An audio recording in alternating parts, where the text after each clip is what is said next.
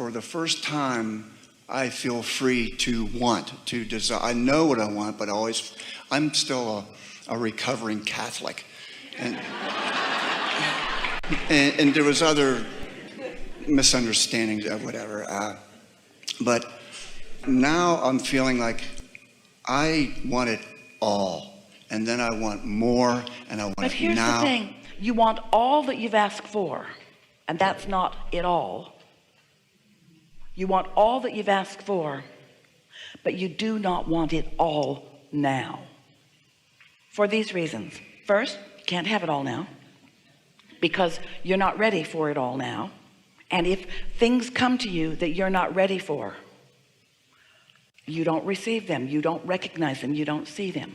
So you don't want it all now. Here's a better statement, and you're ready to know this. In these hours that we are together, you'll feel this settle into you. Here's a really vibrationally accurate statement to make to the universe. Universe, I want to be open and receptive to all that I'm ready to receive. And I want to savor and enjoy every delicious piece of it. So you're sitting down at a beautiful buffet. Let's say one of your favorite meals somewhere. Maybe it's a holiday meal. Maybe it's someplace in a special place.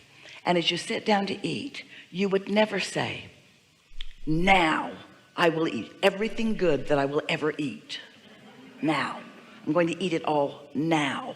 And we know, we say this to you and you can't even comprehend the importance of what we're saying because it's so ridiculous.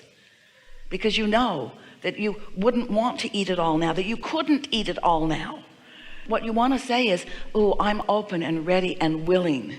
And it is my intention to be a vibrational match as best I can to what's in my vortex so that I can receive the paced, the perfectly paced information that my inner being is sending to me, because my inner being, oh, hear this, hear this, hear this.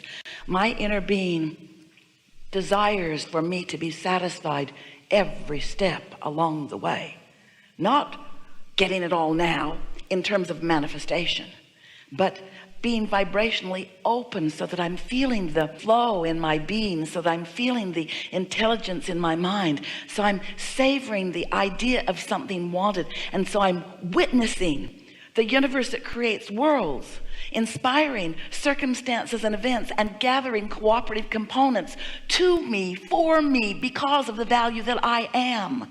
You see, that's what you want. You don't want some big lump sum inheritance. Here, sort that out. That's what it would feel like if you got it all now. Oh my God, it's so much. Where will I put it? How will I clean it? How will I enjoy it? It's too much. It's overwhelming to me. That's not the way your inner being loves you. Your inner being loves you by focusing up, by queuing up for you through the path of least resistance, which means through the path of what you're ready for. So if you say, I want it all now, what you must do is get ready for it all now. And how are you going to do that? You're just where you are, ready for what you're ready for and savoring that. But we will tell you this, the more moments that you're open and ready and receiving and conscious of your receiving, like you were with those warm spots on that street, consciously aware of your receiving, and then consciously witnessing the universal gathering of components as you watch things unfold in your life with appreciation and joy. The more you do that, then the faster pace that those experiences will come to you, until your feeling of satisfaction will be so complete and so supreme that every moment will feel to you as if you are getting it all now, because you're getting all that you've asked for, that you're vibrationally ready for, in perfect unfolding. Can I put a time limit on it? It feels like time is running out. And feel the limitation in the statement, I want it all now, because there is a time shortage consciousness going on that will keep you from being ready now. In other words, what you just said, we offered you, and we know that just because we said it doesn't mean you can know it and feel it completely, but you're pretty close. And then you said, well, can I put a time limit on it? As you introduced a little more resistance into it and watered down what we said. And then you said, I'm running out of time, as you put a little more resistance into it and watered down more of what we said. You came along with us as you listened to our words, got a little more ready and a little more ready and a little more ready. And then those words made you a little less ready and a little less ready and a little less ready. So we're happy though that you introduced time into this subject, because the way you speed anything is by clarifying your vibration. Think about what you know about the physics of your time and space, and how if something is moving, any object, downhill, that it is resistance and resistance only that slows it. And so everything that you want is flowing toward you, and your attitude about it, your feeling about it. And today you can hear this more clearly than we've ever said it before, because we are introducing a word that really makes sense to you. When you feel satisfied with what is now, you clear the field for more. When you feel dissatisfied right now, you block it all up and slow it all down.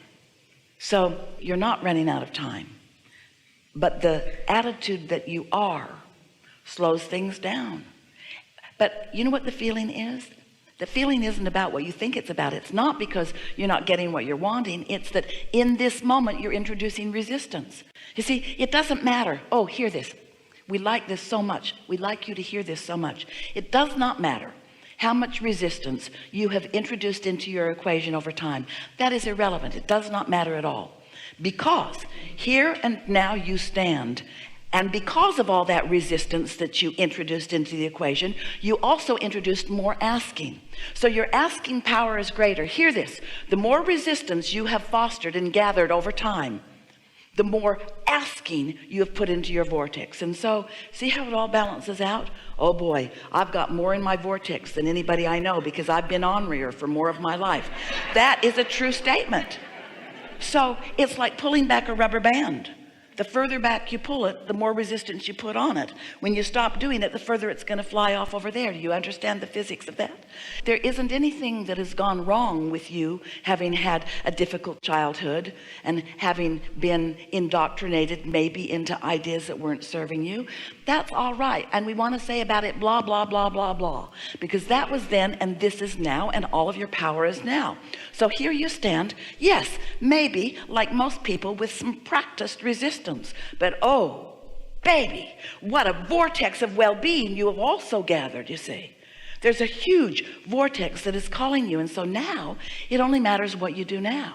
It only matters how satisfied you are now and now and now. And so as you hear this, and we know you are, and you pay attention, Esther has been listening to us for a long time.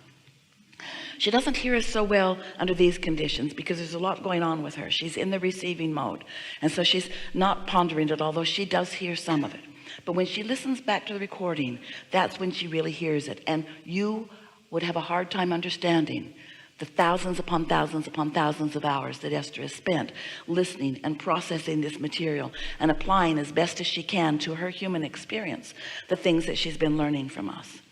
And after all of this learning, after all of this listening, after all of this understanding, just now Esther is catching herself in moments of dissatisfaction that she feels justified in having, because something has happened that felt outside of her control, and as she observes it, she doesn't feel satisfied in it.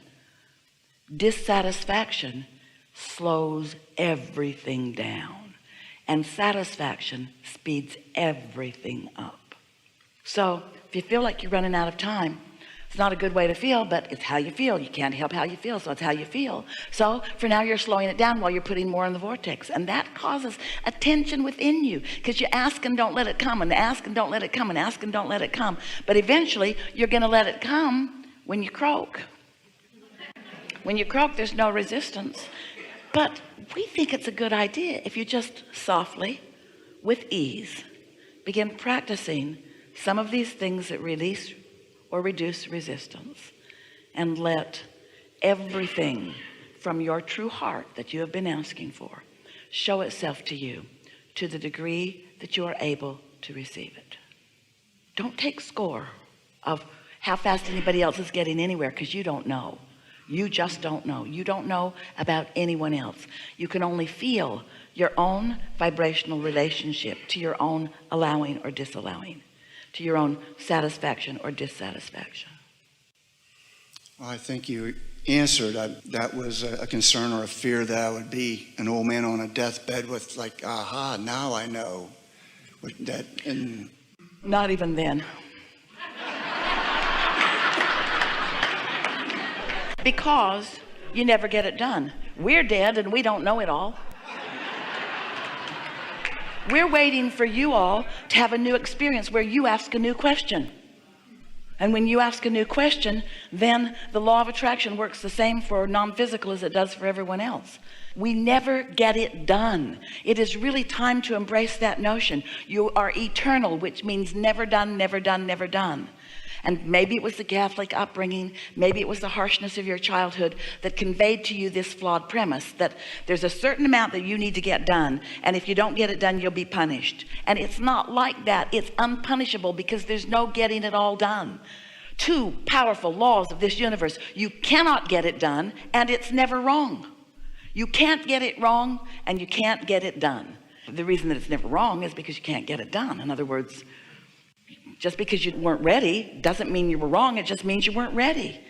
But you can find ways of becoming more ready. We've talked about them a lot as we've been together over time. Go more general on subjects and it will make you more ready. The more specifically you focus on things that bother you, the more you hold yourself in rigid defiance of them, and the more you slow it down. But the more general statements you make, then the more ready you are, and the more you are able to receive the impulses that allow it to flow. You see, here's the thing. We're going to say this in the most clear way we've ever said it, because most of you have this image, even with what we have been offering to you. You have this flawed premise image that goes like this. So here I am, and I'll be as good as I can be, aka Catholic, or most any other religion. I'll be as good as I can be, and then someone with the power to assert into my experience will bestow blessings upon me. Flawed premise. Here's how it is. Life will cause me to ask, and I'm completely worthy and capable of receiving. I just have to find the vibe of that. I just have to find the love of that. I just have to find the feeling of that. And so if there is this feeling that I have these things that I need to do before it can come to me, and we get why you think that, because you've been vibrating, we love you so much, sloppily, because you've been offering sloppy vibration all over the place, because you've been offering your vibration based upon what's loudest rather than upon how it feels. Instead of feeling the warm spots, you're observing warm and cold and commenting on all of them and comparing them and noting them on maps in the neighborhood. You get a sense of what we're talking about rather than gravitating to what feels best. Let us back up and say this again really, really clearly, because it's such an important point that we want you to hear. There is not something outside of you that is looking at you and based upon your behavior deciding about whether to give it to you or not. What you want is always being offered to you. And so what you receive is completely and only about what you let in, not about what's being offered to you. It's only about what you let in. It's only about what you let in. It's only about what you let in. So if you were wanting to translate an old prayer, dear God, please give to me these things that I so much want and need. A more accurate prayer today would be, dear God, please inspire me to the thoughts that cause me to love myself and others enough that I let in the things that I've been asking for, that I know you have been offering to me all along. It's all about you. It's all about you and the softness of your love. It's all about how much you're willing to love you. And it's the hardest person for you to love. This is true of almost all of you. The hardest person in all of the world, past, present, and future, for you to love is you. So what you want to do is, rather than putting your love meter out there and every time you turn it to